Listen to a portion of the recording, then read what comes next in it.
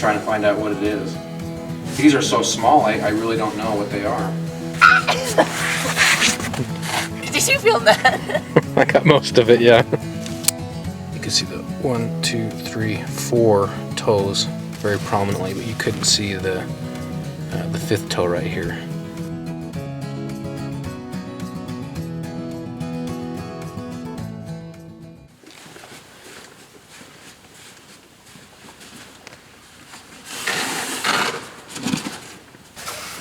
And that's why this environment is so tough on gear. You get this sandstone, and alone it's like sandpaper. Then you get down in here, you get all this sand, you get it in your gear, you get it on there, and it just tears your gear up. This is a really harsh environment for backpacks, and especially electronics.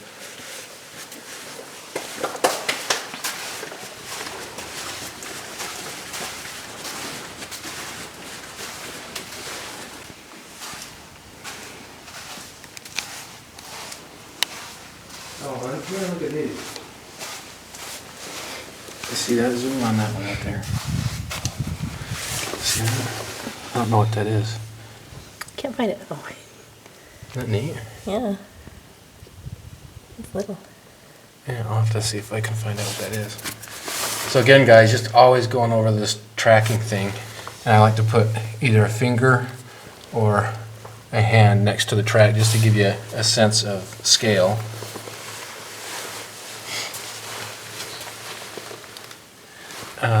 Get this one right here.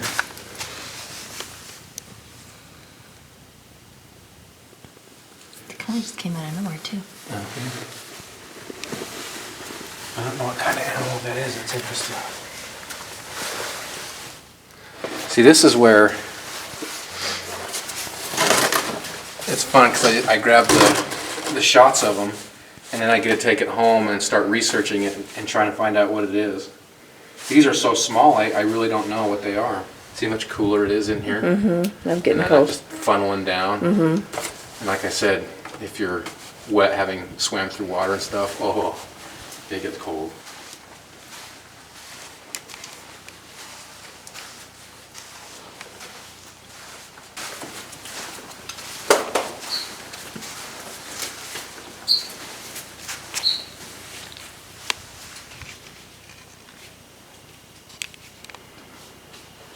Keep trying to catch that bird, but I can't.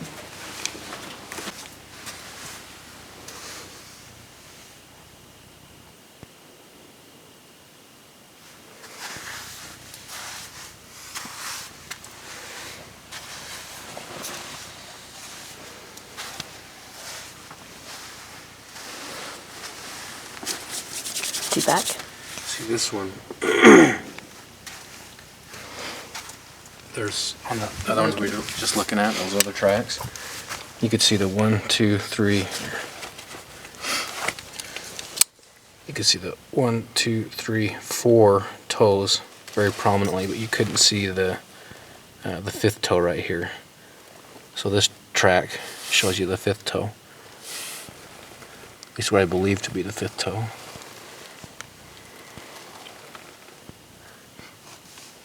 Huh. Could it be a different animal? Because that looks a little bit bigger. No, it's the same. And then some of them have this impression in the back. Might be some type of pad in the back.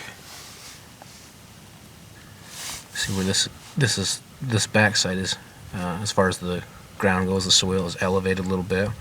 So that's where it may have picked that up. Where in others you don't see that. And again, I don't know for sure, guys. This is the stuff that I look at and try to take note of.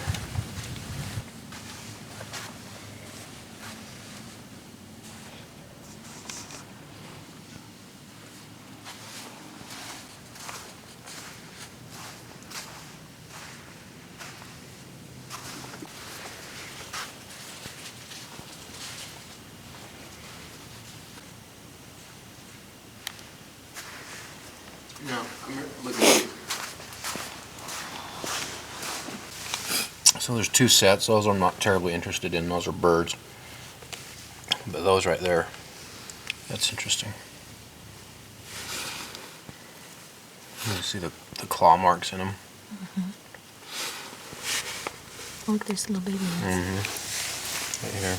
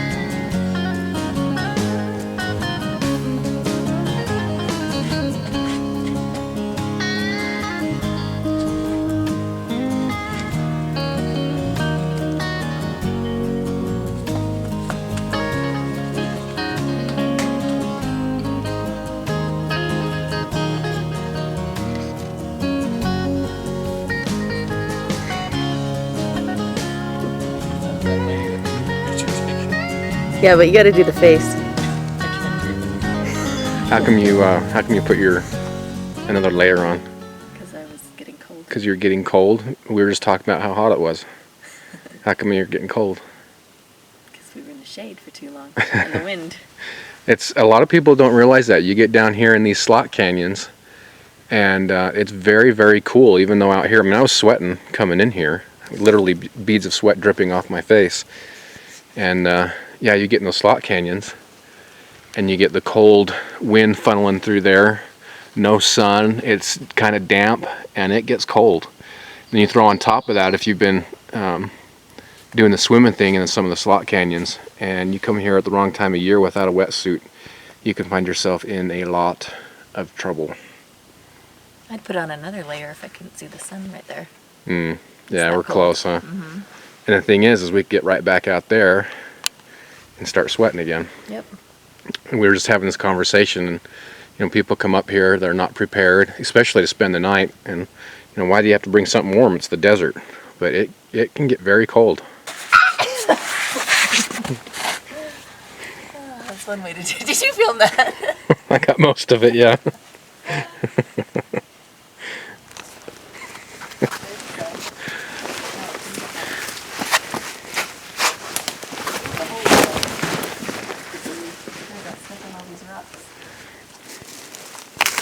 Yeah, you can see that when it flashes down here. And guys, I'm not trying to come off like an expert. This is just observation, and a lot of it's just me trying to be observant and learn. But you can see where these rocks right here have caused kind of a jam up of these logs when the water brings them down.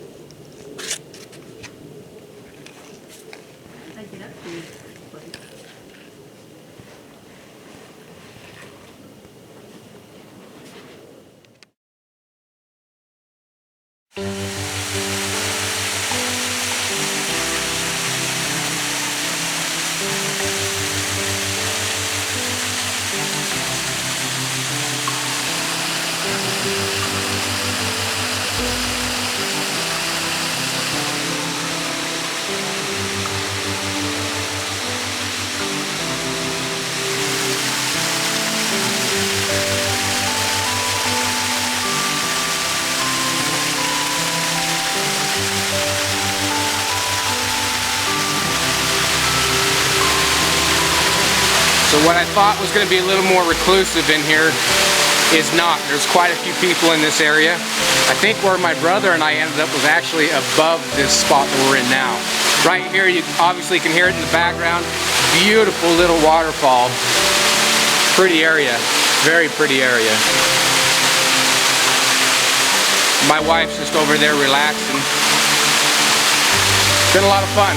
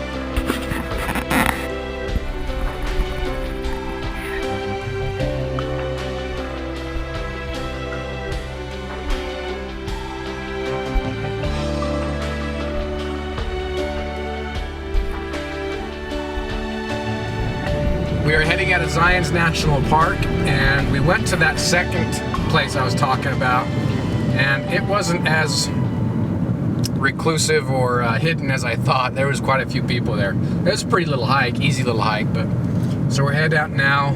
It's a fun time. Do you have fun, hon? I did. We are now going to see if we can find a ghost town, but I don't know if I'll do any recording on that or not. I didn't do any recording when we got to the actual ghost town, and what I thought was a ghost town I'd actually heard about many times before when I was in school near this area. It has since been restored and it's more of a historical area. It had 3 buildings, one of them being a church, and 2 other buildings. Very interesting structures. In fact, now I kind of wish I would have got some film. This you're looking at now is just a dirt road that we were driving to find the ghost town. Now we're crossing what's known as the Virgin River, and I just thought this bridge was kind of a cool bridge. We don't see too many bridges like this in the state of Utah.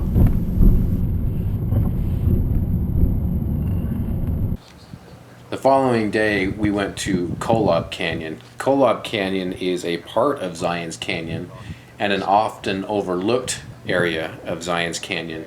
It's truly a beautiful area.